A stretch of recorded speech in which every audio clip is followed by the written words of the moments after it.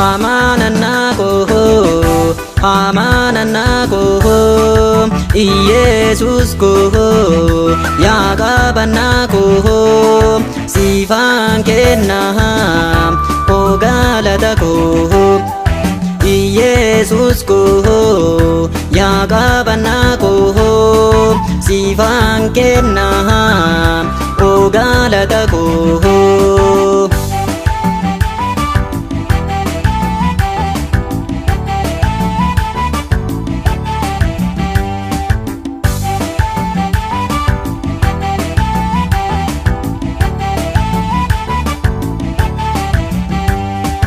Ati goftaadha hunduma caalta harka fayyinaatiin na qaqqabatta yeroon dadhabee dhuftee na laalta ati kabajanii amanamaadha yeroon dadhabee dhuftee na laalta ati kabajanii amanamaadha amananako amananako Yesus ko yakabanako sifan kenna o galatako Yesus ko yakabanako sifan kenna o galatako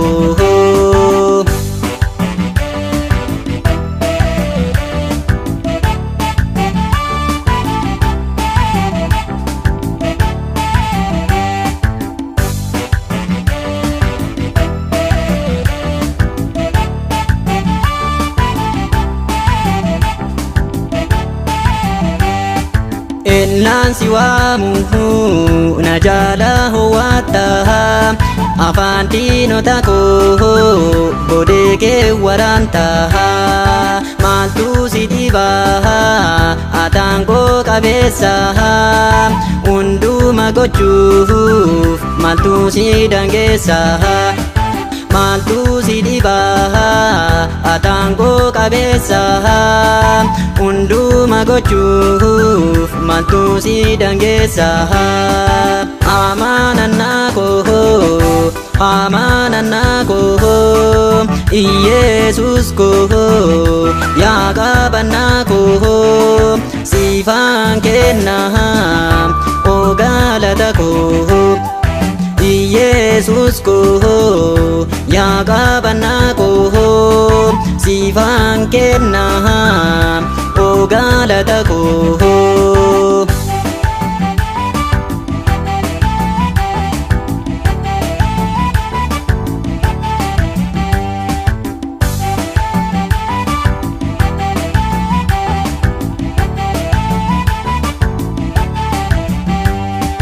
Guyyaara koo innumaan si waamu na jala hawwatta maqaan kee ulfaatu harka koo na qabda kanaaf kabajamii yaa Waaqa dhugaa koo gooftaa siifan kenna fudhu galata koo kanaaf kabajamii yaa Waaqa dhugaa koo gooftaa siifan kenna fudhu galata koo amananako amananako Yesus ko yakabanako sifan kenna o galatako Yesus ko yakabanako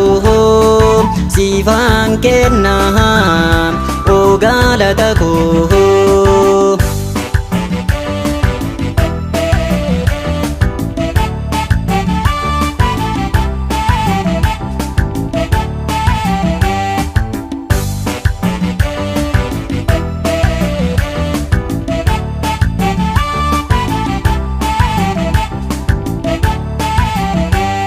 Kanaafan si waama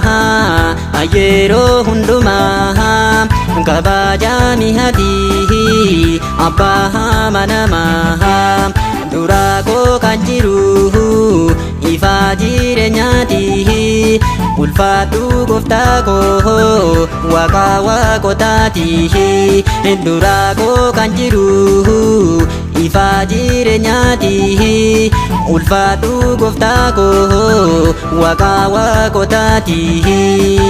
Amanannaa koo amanannaa koo Yesus koo yaa qabannaa koo siifaan kennaa oo galata koo. Yesus koo yaa qabannaa koo siifaan kennaa oo galata koo.